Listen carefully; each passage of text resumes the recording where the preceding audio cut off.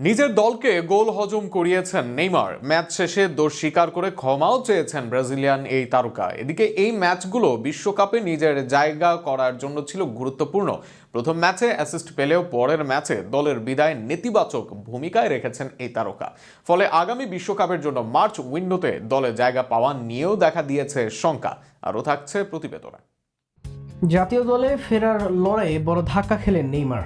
সোমবার পাওলিস্তার চ্যাম্পিয়নশিপের কোয়ার্টার ফাইনালে সিরিবির দল গ্রোমিও নেভোরিজন্তিনোর কাছে 2-1 গোলে হেরে বিদায় নিয়েছে সান্তোস। আর এই হারের শুরুটা হয়েছে নেইমারের একটি ভুল থেকেই।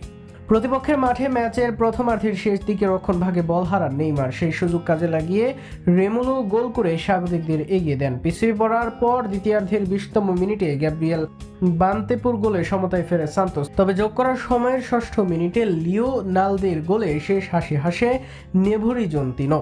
বল দখলে এগিয়ে থাকলেও সুযোগ কাজে লাগাতে না পারায় হতাশাজনক হার নিয়ে মাঠ ছাড়তে হয় নেইমারদের। ম্যাচ শেষে নিজের ভুলের দায় স্বীকার করে ব্রাজিলিয়ান তারকা টিভি সম্প্রচারে দেখা যায় সতীর্থদের কাছে ক্ষমা চেয়ে তিনি তাদের লড়াই চালিয়ে যাওয়ার আহ্বান জানান। দীর্ঘ চোট কাটিয়ে ফেরা নেইমারের জন্য এটি ছিল নিজেকে প্রমাণের আরও একটি সুযোগ, কিন্তু গুরুত্বপূর্ণ ম্যাচে এমন ভুল তার সমালোচনা আরও বাড়িয়ে দিয়েছে।